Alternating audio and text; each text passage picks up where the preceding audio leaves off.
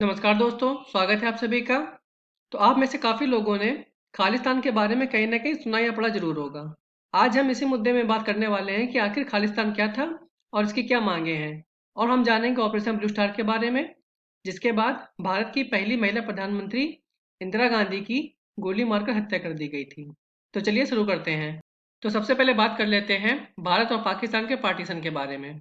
जैसा कि आप जानते हैं कि 14 अगस्त 1947 को भारत और पाकिस्तान दो देश बनाए गए।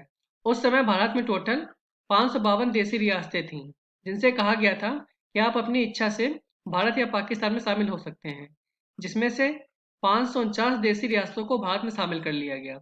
और बाकी जो 3 रियासतें थीं, जो कि थीं हैदराबाद, जूनागढ़ और कश्मीर, जिनको भी बाद में भारत में शामिल कर लिया गया। और फिर उसके बाद 26 जनवरी 1950 को हमारे भारत का संविधान लागू हुआ और संविधान के अनुच्छेद 3 और 4 में संसद को राज्यों के पुनर्गठन की शक्ति प्रदान की गई, जिसके हिसाब से वे राज्यों के क्षेत्र में परिवर्तन कर सकते हैं। यानी कि अब वो किसी भी राज्य के क्षेत्र को घटा या बढ़ा सकते हैं और उसके नाम में भी परिवर्तन कर सकते हैं।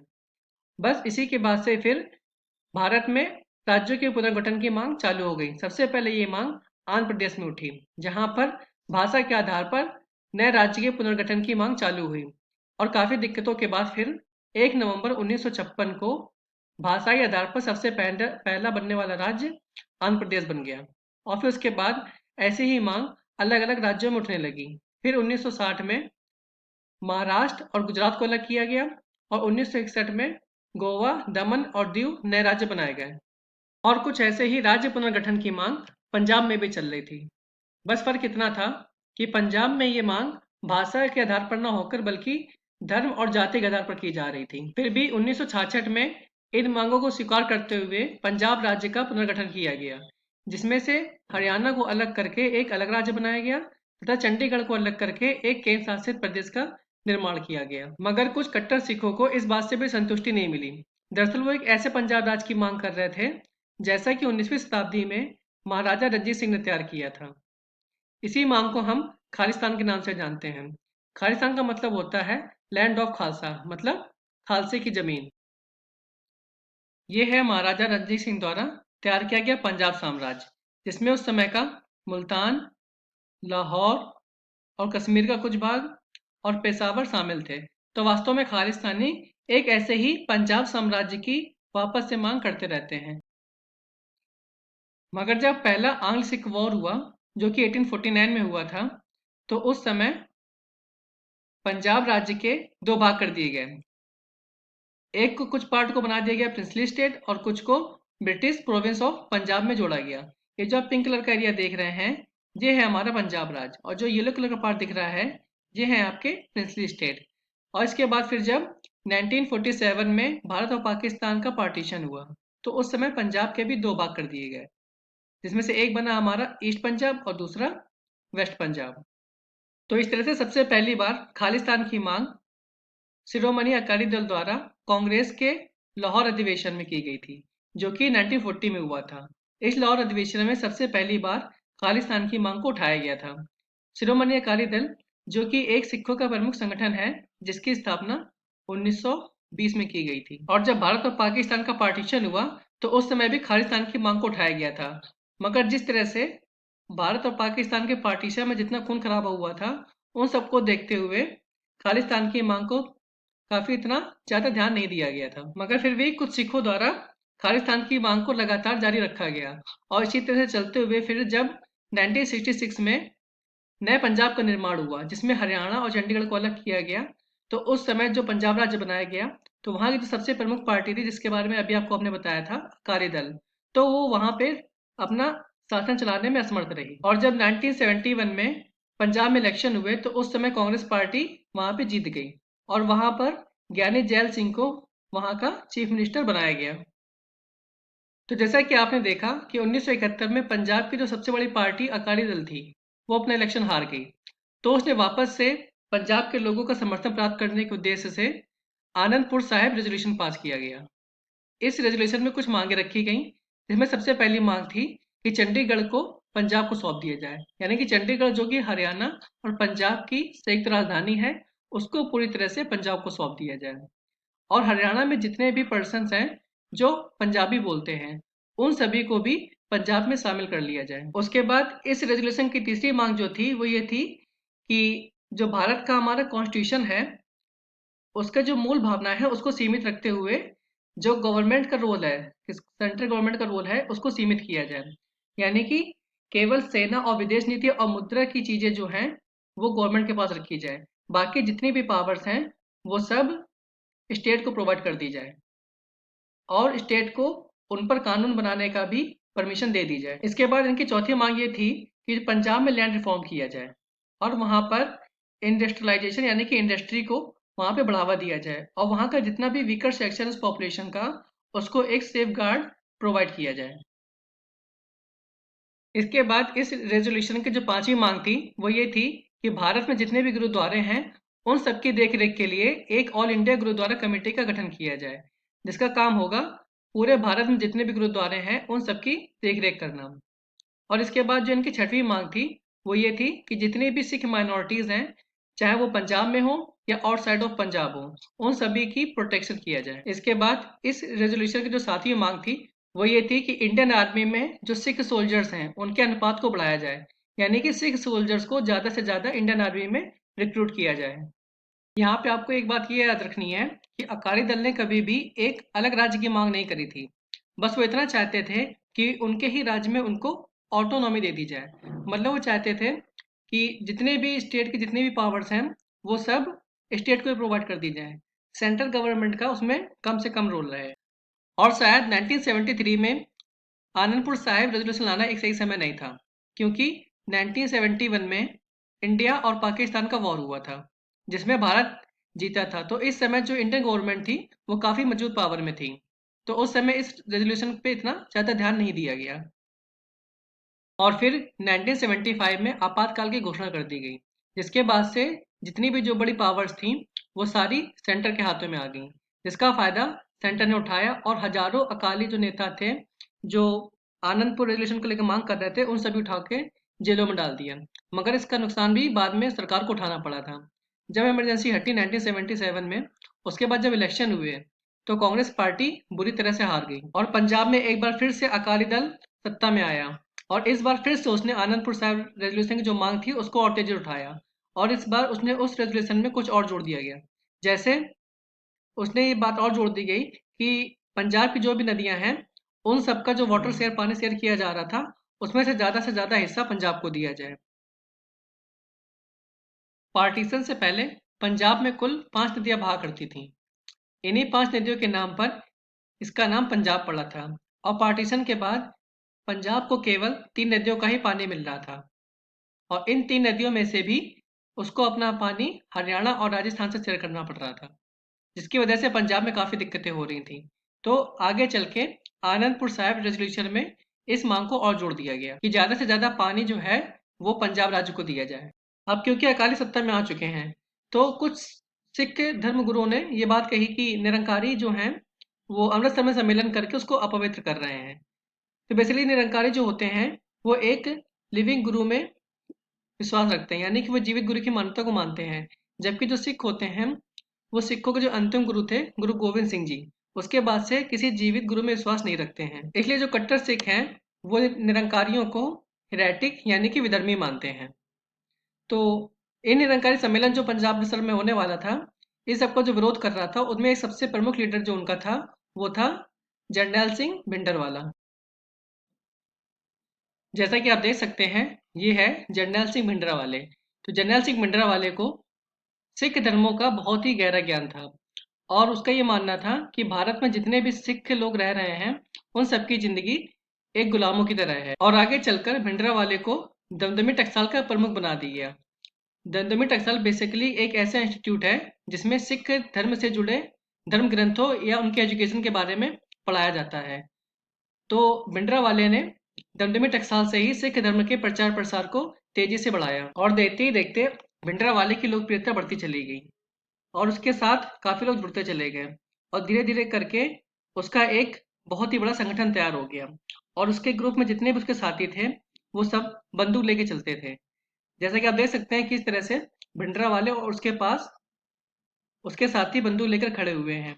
और जहाँ भी वो जाता था ये बंदूकधारी उसके हमेशा साथ ही रहते थे और वो ऐसे ही पूरे पंजाब और दिल्ली में भी घूमा करता था। यहाँ तक कि पुलिस को भी उसको रोकने की हिम्मत नहीं होती थी और वो स्वर्ण मंदिर से सिख धर्म का प्रचार प्रसार किया करता था। एक बार जब स्वर्ण मंदिर में ही एक तरफ निरंकारी सम्मेलन हो रहा था, दूसरी तरफ वहीं भिंडरावाले अपने प्रचार कर रहा था, तो उसी बीच दोनों के बीच मुठभेड़ हो गई जिसमें टोटल 15 लोग मारे गए। कहा जाता है जनरल सिंह भिंडरावाले को सरकार का पूरा सपोर्ट मिल रहा था और इसका सपोर्ट ज्ञानी जैल सिंह और संजय गांधी कर रहे थे। तो ज्ञानी जैल सिंह और संजय गांधी भिंडरावाला का सपोर्ट इसलिए कर रहे थे क्योंकि उस समय अकाली दल जो है वो पंजाब में काफी पॉपुलर हो चुकी थी और भिंडरावाले सिर्फ ही एक ऐसा व्यक्ति था जिसकी पंजाब में इतनी पॉपुलैरिटी बढ़ रही थी, जिसका फायदा संजय गांधी और ज्ञानी जैल सिंह उठाना चाहते थे और अकालियों के खिलाफ उसको अपनी पार्टी में शामिल करके पंजाब में अपने वजूद को बचाना चाहते थे। मगर इस बात में कितनी सच्चाई है कितनी नहीं, इस बात को कोई नहीं जानता, क्योंकि इंदिरा गांधी से जब इस बारे में पूछा गया तो उन्होंने साफ साफ मना कर दिया कि उनका भिंडरावाले से कोई लेना देना नहीं है। और 1980 के दशक आते आते भिंडरावाले का एक बहुत ही बड़ा वजूद तैयार हो चुका था और उसके साथ काफी लोग जुड़ चुके थे। और फिर 1980 से लेकर 1984 के बीच में एक हिंसात्मक दौर चालू हुआ। इसकी शुरुआत तब हुई जब 1980 में अकाली दल की जो सरकार थी उसको डिसमिस कर दिया गया और कांग्रेस वापस से सत्ता में आ गई। और उसी साल फिर जून में एक ग्रुप ऑफ स्टूडेंट्स ने गोल्डन कॉम्प्लेक्स में एक मीटिंग करी और उस मीटिंग में उन्होंने एक फ्री नेशन की मांग करी जिसका नाम रखा गया खालिस्तान। और इस खालिस्तान का प्रेसिडेंट बनाया गया जगजीत सिंह चौहान को, जो कि उस समय लंदन में रह रहे थे। और साथ ही यह खालिस्तान की मांग लंदन के साथ साथ कनाडा, अमेरिका और दूसरे देशों में भी हुई। और फिर 1980 में ही निरंकारी लीडर गुरुचरण सिंह की हत्या कर दी गई और इस हत्या का सारा इल्जाम जो है वो भिंडरावाले पर लगाया गया। मगर कोई भी सबूत ना मिलने की वजह से भिंडरावाले को किसी ने भी गिरफ्तार करने की हिम्मत नहीं करी और ना ही सरकार ने इसके खिलाफ कोई सख्त कदम उठाया। और फिर 1981 में एक न्यूज़पेपर के वेल नोन एडिटर लाला जगत नारायण की गोली मारकर हत्या कर दी गई। उनकी हत्या इस वजह से कर दी गई क्योंकि उन्होंने अपने न्यूज़पेपर में ये बात छाप दी थी कि आने वाली जनगणना में जो सिख धर्म के जितने भी लोग हैं वो अपनी मातृभाषा को हिंदी बताएं। मगर इस बार भिंडरावाले के खिलाफ अरेस्ट वारंट जारी कर दिया गया और पुलिस भिंडरावाले को गिरफ्तार करती इससे पहले ही वो दमदमी टकसाल में चला गया और उसने वहां से घोषणा की कि वह खुद सरेंडर करेगा और उसने सरेंडर करने की कुछ शर्तें भी रखी। उसने कहा कि जब तक जो उनको गिरफ्तार करने आएंगे वो सिख होने चाहिए और जिनकी दाढ़ी बड़ी होनी चाहिए और वो पूरे कट्टर सिख होने चाहिए, तभी वो सरेंडर करेगा। मगर ताज्जुब की बात ये थी कि सरकार ने उसकी इस शर्त को भी मान लिया और फिर बाद में भिंडरावाले ने अपनी शर्तों पे सरेंडर कर दिया। मगर सबूत न होने की वजह से 3 हफ्ते बाद उसको बाइज्जत बरी कर दिया गया और जिसके बाद से भिंडरावाले की पॉपुलैरिटी और ज़्यादा बढ़ गई और लोग उसके साथ जुड़ने लगे और वो एक हीरो की तरह सबके सामने नजर आने लगा और लोग अब उसको सैंड सोल्जर की उपाधि देने लगे। और फिर 1982 में दिल्ली में एशियन गेम्स होने वाले थे जिसमें अकाली लीडर्स ने प्लान बनाया कि वो यहाँ पर जाकर दिल्ली में जाकर एशियन गेम्स में विरोध प्रदर्शन करेंगे। और जब सरकार को इस बात की खबर मिली तो उन्होंने हरियाणा और पंजाब के बॉर्डर को सील करवा दिया और जितने भी सिख जो दिल्ली जा रहे थे उन सबकी अच्छे से जांच करने को कहा। यहाँ तक कि जो हमारे पूर्व air chief staff Arjan Singh जो कि एक सिख थे उनकी भी जांच करी गई, जिस बात से जितने भी सिख थे वो इस चीज सरकार की इस चीज से काफी नाराज हुए और उनके अंदर सरकार के खिलाफ गुस्सा भड़कने लगा, जिसका फायदा भिंडरावाले ने उठाया। और फिर उसके बाद 25 अप्रैल 1983 को पंजाब पुलिस के एक बहुत ही बड़े अधिकारी एएस अटवाल की स्वर्ण मंदिर की सीढ़ियों पर गोली मारकर हत्या कर दी गई। और भिंडरावाला का इतना ज्यादा खौफ था कि एएस अटवाल की डेड बॉडी को उठाने के लिए 2 घंटे तक वहां पर कोई नहीं आया। और फिर उसके बाद खुद पंजाब के चीफ मिनिस्टर दरबारा सिंह ने भिंडरावाले को फोन किया और उसके बाद फिर भिंडरावाले ने ये कहा कि वो उसकी डेड बॉडी को यानी कि एएस अटवाल की डेड बॉडी को वहां से ले जा सकते हैं। और ये हिंसा फिर तब और बढ़ी जब 5 अक्टूबर 1983 को एक बस को रोककर वहां पर 6 हिंदुओं की गोली मारकर हत्या कर दी गई, जिसके बाद से पंजाब में राष्ट्रपति शासन लगा दिया गया। और फिर 15 दिसंबर 1983 को भिंडरावाले ने अकाल तख्त में अपना कब्जा जमाना चालू कर दिया। वहां पर वो धीरे धीरे करके हथियारों को इकट्ठा करने लगा और अकाल तख्त में जो किलेबंदी का काम चल रहा था उसका नेतृत्व मेजर जनरल सुबेग सिंह कर रहे थे। तो मेजर जनरल सुबेग सिंह 1971 में भारत पाकिस्तान की लड़ाई में इनका बहुत बड़ा योगदान रहा था। इन्होंने बांग्लादेश की जो मुक्ति वाहिनी सेना थी उसको ट्रेन करने का काम किया था। तो आप देख सकते हैं ये है अकाल तख्त। इस अकाल तख्त की स्थापना गुरु गोविंद सिंह जी ने की थी और इस अकाल तख्त की स्थापना उस समय मुगल बादशाह का जो सिंहासन था उससे ऊपर बनाया गया था, जिसका ये उद्देश्य था कि जो गुरु का स्थान है वो सभी से ऊपर है। इस अकाल तख्त को गोल्डन टेम्पल के जस्ट सामने बनाया गया था और यहीं से जो सिख धर्म के जो गुरु होते थे, प्रमुख गुरु, वो यहीं से बैठ के अपने उपदेश दिया करते थे, जिसका पालन सभी सिख धर्म के लोग करते थे।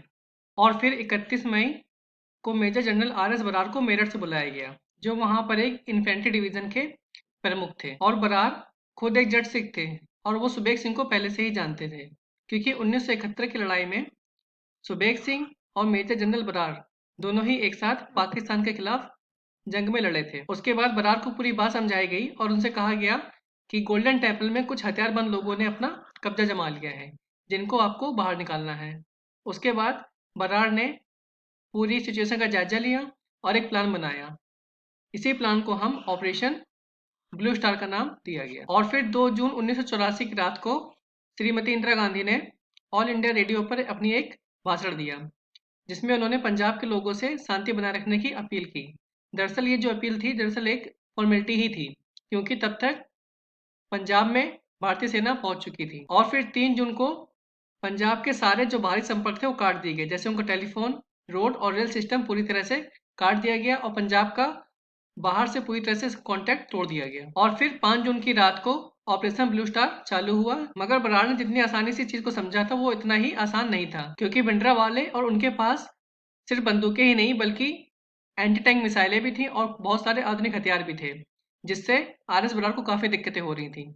और फिर 6 जून को बराड़ ने दिल्ली से गोल्डन टेम्पल के अंदर टैंक को ले जाने की परमिशन मांगी और उन्होंने परमिशन इस बात की मांगी कि अकाल तख्त पे वो उनको टैंक से अटैक करना पड़ेगा। और इंदिरा गांधी के लिए स्वर्ण मंदिर में टैंक को ले जाने की परमिशन देना एक बहुत ही बड़ा फैसला था, क्योंकि गोल्डन टेम्पल का एक बहुत ही पवित्र स्थल माना जाता है और उसमें टैंक्स को ले जाना उनकी पूरी भावनाओं को बहुत बुरी तरह से ठेस पहुंचाना था। मगर फिर भी इंदिरा गांधी ने गोल्डन टेम्पल में टैंक्स को ले जाने की परमिशन को अलाउ कर दिया और उसके बाद लगभग 5 से 13 टैंक जो हैं वो गोल्डन टेम्पल में मेन गेट से एंट्री करें। जैसा कि आप देख सकते हैं ये है गोल्डन टेम्पल परिसर, ये है गोल्डन टेम्पल और इसके सामने ये बना हुआ है अकाल तख्त।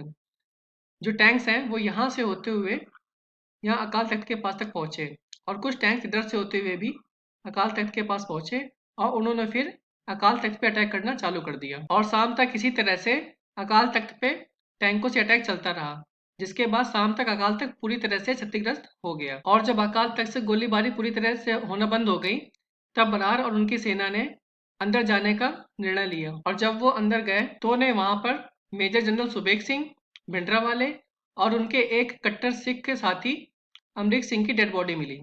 और उसके बाद ऑपरेशन ब्लू स्टार खत्म हो गया और गवर्नमेंट की रिपोर्ट के अकॉर्डिंग वहां पर लगभग 4 आर्मी के अधिकारी और 79 सोल्जर्स शहीद हुए थे, जबकि उनकी तरफ से लगभग 492 लोग मारे गए थे। तो चलिए अब हम देखते हैं कि ऑपरेशन ब्लू स्टार के क्या क्या प्रभाव हुए। सबसे पहले जितने भी सिख लोग थे वो इस बात से काफी नाराज हुए कि गोल्डन टेम्पल में टैंक्स को ले जाने की परमिशन इंदिरा गांधी ने क्यों दी, जिसकी वजह से वो सरकार से काफी नाराज थे और उनको फिर वो शक की निगाहों से देखने लगे। यहाँ तक कि लोग कांग्रेस को मुगलों से भी कंपेयर करने लगे। सरकार के खिलाफ सिखों को गुस्सा देखते हुए सरकार ने इस बात का आश्वासन दिया कि वो अकाल तख्त को दोबारा से बनवा देंगे, मगर जितने भी सिख धर्म के लोग थे उन्होंने इस बात को मानने से इनकार कर दिया। और सरकार के खिलाफ इस तरह से सिखों को गुस्सा देखते हुए जो भारत की इंटेलिजेंस एजेंसी है उन्होंने प्राइम मिनिस्टर इंदिरा गांधी को ये एडवाइस दी कि वो उनके जितने भी सिख बॉडी गार्ड हैं उनको कुछ दिन के लिए अपने पास से हटा दें, मगर इंदिरा गांधी ने इस बात से बिल्कुल इनकार कर दिया। और फिर 31 अक्टूबर 1984 को जब इंदिरा गांधी अपने घर से कार्यालय की तरफ जा रही थी तो रास्ते में ही उनके 2 सिख बॉडीगार्ड सतवंत सिंह और बेअंत सिंह ने गोली मारकर हत्या कर दी। दरअसल सतवंत सिंह और बेअंत सिंह कुछ दिन पहले ही अपने घर पंजाब गए थे। वहां पे उन्होंने जिस तरह से सिखों के अंदर अकाल तख्त को क्षतिग्रस्त किए गए तरीके से गुस्से से नाराज थे, तो उसको देखते हुए सतवंत सिंह और बेअंत सिंह ने ऑपरेशन ब्लू स्टार का बदला लेने के उद्देश्य से श्रीमती इंदिरा गांधी की गोली मार के हत्या कर दी। तो आई होप अब आपको खालिस्तान मुद्दा, ऑपरेशन ब्लू स्टार और इंदिरा गांधी की हत्या क्यों की गई, इन सभी सवालों का जवाब मिल गया होगा। तो आज की वीडियो में बस इतना ही। मिलते हैं आप अगली वीडियो में, तब तक के लिए नमस्कार।